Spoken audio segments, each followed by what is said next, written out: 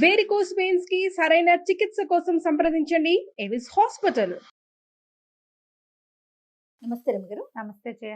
శని త్రయోదశి రోజు ప్రత్యేకించి ఏమన్నా పూజా విధానం ఉంటుందా? శనివారమే వస్తుంది కాబట్టి అంటే శనీశ్వరునికి ఏమన్నా అభిషేకాలు కానీ అలాంటివి ఏమన్నా చేస్తారా? ఎవరు చేసుకోవాలి? అందరూ చేసుకునే విధానమేనంటారా ఇది? అందరూ అంటే అలా కాదు జయ. ఇవి కొన్ని ప్రత్యేక దినాల గురించి చెప్పుకుంటాం కదా మనం. త్రయోదశి విశేషం, శనివారము విశేషమే.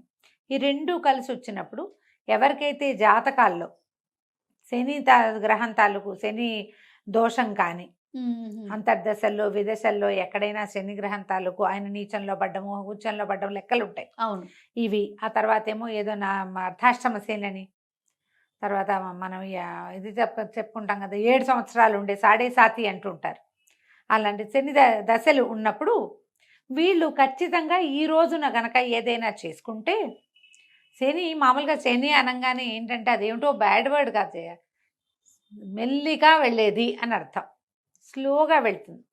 శని దశలు శని గ్రహము మిగిలిన అన్ని గ్రహాల కంటే నిదానమైన నడక గలవాడు. ఓకే, రోజులు గడవు శనితోటి, అది ప్రాబ్లం అనమాట. అందుకని ఏం చెప్తారు, మామూలుగా ఈ శనివారాలు పూజ చేసుకోండి, శనివారాలే మన రుద్రాభిషేకం చేసుకోండి, శివాభిషేకం చేసుకోండి, శనివారాలే వెంకటేశ్వర స్వామిని చూడండి, శనివారం నాడు నువ్వుల నూనె ఒంటికి నలుగు పెట్టుకోండి, దీపం పెట్టుకోండి, వెళ్ళి మన నవగ్రహాల దగ్గర అక్కడ ప్రదక్షిణాలు చేయండి, శనికి తైలాభిషేకం చేయించుకోండి. ఇవన్నీ ఎలా జరుగుతాయి జయ? ఇప్పుడు నువ్వు నేను మాట్లాడుకుంటే కాదు కదా, మన జాతకాన్ని ఎవరికైనా చూపించి దాన్ని చదివించుకుంటే జాతక పఠనం జరిగినప్పుడు బాబు నీకు ఈ పరిస్థితి ఉంది, మీరు ఇట్లా శనివారాలు చేసుకోవాలి అని ఎవరికైతే చెప్పబడి ఉంటుందో వాళ్ళు తప్పకుండా చేసుకోవాలి. పైగా ప్రతిసారి రాజు శని త్రయోదశి కొంచెం రేర్గా వస్తుంది సంవత్సరంలో కొన్నిసార్లు. ఇది శ్రావణంలో ఏంటంటే 2 త్రయోదశులు శనివారం నాడే వచ్చాయి. ఏకాదశిలో అలానే వచ్చినాయి, త్రయోదశి కూడా అలాగే వచ్చింది. ఏకాదశి ఏమో శుక్రవారం నాడు ఏకాదశి వచ్చి శనివారం నాటికి త్రయోదశి వచ్చేసి. అవును, చిత్రంగానే ఉంది. సరే, ఒక్కొక్కసారి అట్లా జరుగుతుంది.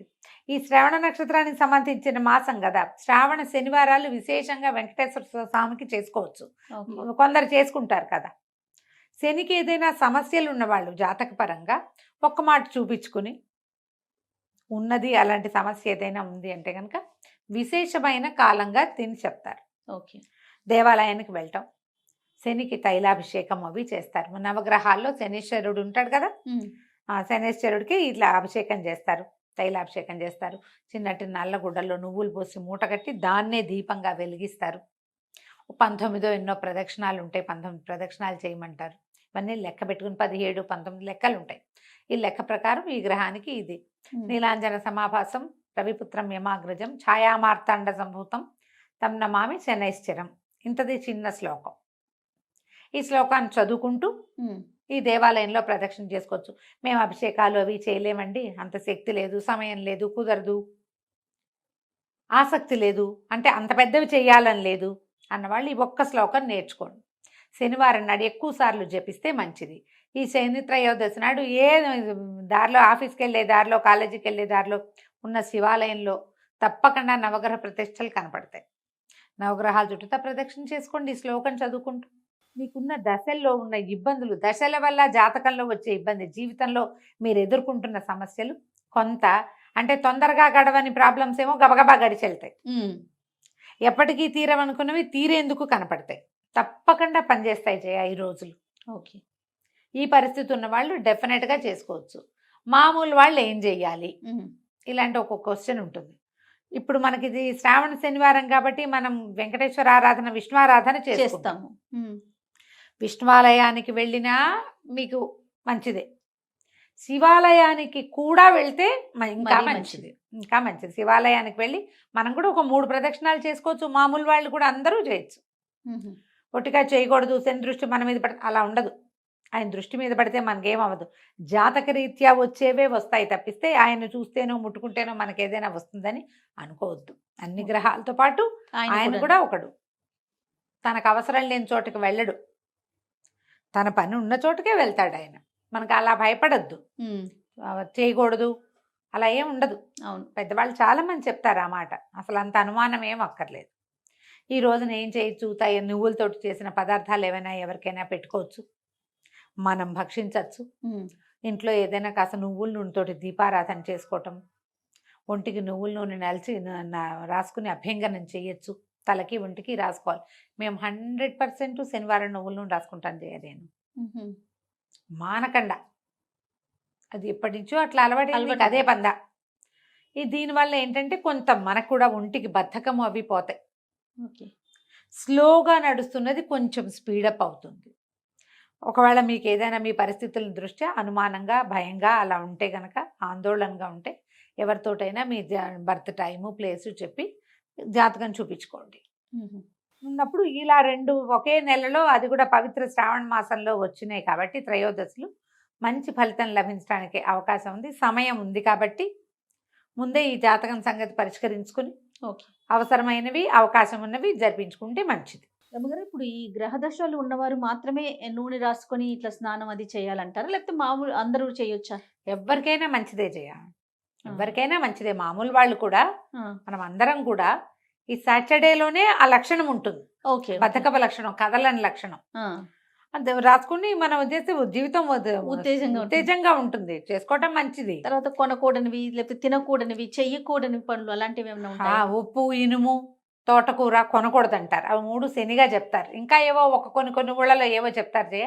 సాధారణంగా పెద్దవాళ్ళు చెప్పేవి 3 సాల్ట్ కొనకూడదు, ఉహుం. తోటకూర శని అది కొనకూడదు అని చెప్తారు అవును, కదా. నీకు నాకు తెలుసు. తెలుసండి. ఇనప వస్తువులు మనం ఏవైనా కొనుక్కునేటట్టయితే కార్ డెలివరీస్ అవి కూడా సాటర్డే తీసుకోరు. ఆహా. ఐరన్తో చేసిన ఏ వస్తువుని శనివారం తీసుకో. శనివారం నాడు తీసుకోకూడదు. ఇవి చేతికి ఇవ్వకూడదు. నూనె ఒకటి కొనుక్కోకూడదు. ఓకే. ఉప్పు, నూనె, తోటకూర, ఇనుము కొనకూడదు. ఆయిల్స్ శనివారం నాడు కొనకూడదు. పనిమాల మనం సమస్యలు తెచ్చుకున్నట్టు అవుతుందంటారు. దీనివల్ల శని వచ్చేస్తాడని దూకుతాడని అట్లా కాదు. కానీ అది సమస్య కాదు. వచ్చేది. అది ఆయనకి సంబంధించింది. శని వస్తే కొంచెం అయితే శని వచ్చేటప్పుడు వచ్చాక ఇబ్బంది, కానీ వెళ్ళేటప్పుడు మంచి చేసిపోతాడని చెప్తారు అవును, శాస్త్రం. అవును, అవును. పల్లెటూళ్ళలో చెప్పుకునే మాటలే. జ్యోతిష అంతే. పండితులు ఎవరైనా అయితే ఇంకా ఎలాబరేటెడ్ గా చెప్తారు. కానీ ఆ. మనకి ఇలా చేసుకుంటే ఈ పద్ధతి ప్రకారం మనం రెగ్యులర్ దైనందినంలో మనం కొన్ని విషయాలు పాటిస్తాం కదా జయ. బుధవారము శనివారమే తలంటి పోసుకోవాలి. అవును, ఇది లెక్కే కదా. అవును. బుధవారం నాడు పెసలు, గురువారం నాడు శనగలు తినాలి. ఇది కూడా లెక్కే కదా. ఇవన్నీ మనకు తెలుసు, మనం జనరల్గా పాటించే విషయాలు. సోమవారం సహించదు, మంగళవారం మన్నదు చెప్తారు. సోమవారం కనుక ఏదైనా కొత్త బట్టలు కట్టుకున్నాను అనుకో చిరుగుతాయి అవి. ఉమ్. సోమవారం సహించదు, మంగళవారం మన్నదు. మంగళవారం మన్నదంటే ఆ గుడ్డ పాడైపోతుంది. అందుకని మంగళవారాలు వేసుకోకూడదు అంటారు. ఓకే. ఊళ్ళల్లో చెప్పుకునే మాటలే, పెద్దవాళ్ళు ముందు నుంచి చెప్తున్నవే కదా. ఉమ్. మనం కూడా వీటిని పాటించుకుంటే మంచిది. ఈ రోజు నీవి కొనకూడదు అంటే ప్లాన్ చేసుకోండి, మీ ప్లానింగ్ కోసమే. ఎప్పుడైతే వస్తే అది చేసేయకూడదు. ఉమ్. ఏదైనా కొనడానికి ఒక ప్లానింగ్ కావాలా, ఖచ్చితంగా. దానికి నీకు ఫోకస్ కావాలా, ఓ లిస్ట్ కావాలా, దానికి నువ్వు ఎంత బాగా ఉండాలి, ఉమ్. ఉమ్. ఆర్గనైజ్డ్గా ఉండాలి. మరి ఆర్గనైజేషన్లో భాగంగా ఈ రోజు ఇది అంటే ఒక పంక్చువల్గా జీవితం పద్ధతి ప్రకారం వెళ్తుంది. అందుకే ఇవన్నీ ఏర్పరిచారు. వీటిలలో కొన్నైనా వాడుకోండి, కొంతైనా పంక్చువాలిటీ అవి వస్తాయి మనకి. అవునండి, ఆలోచించండి. తప్పకుండా రమ్మగారు. నమస్తే. నమస్తే జయ.